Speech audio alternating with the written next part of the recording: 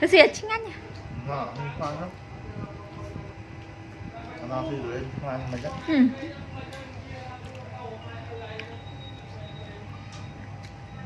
Bật bật đi camera.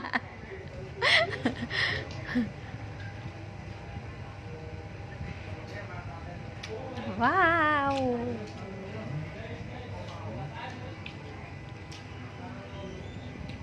Đã ốp đuôi bộ hơi. Nhà chú nè chơi hộp trend. Cho tê trend về tình mà lại. Cút mến.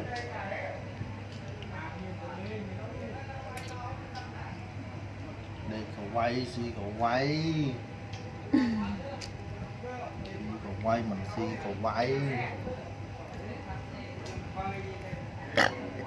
Ui, si làm phừ. Mấy mắt cha không lại cho rồi này ngồi. Tất hơi. Rồi cho ra tất chăm cho. Bên nó chơi. Đàng thôi lo rồi ngút màn hẹn đàng. Ngay nhá.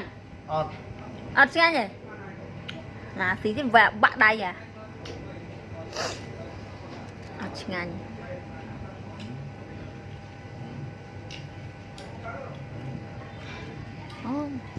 Ăn chăng rồi. Ui.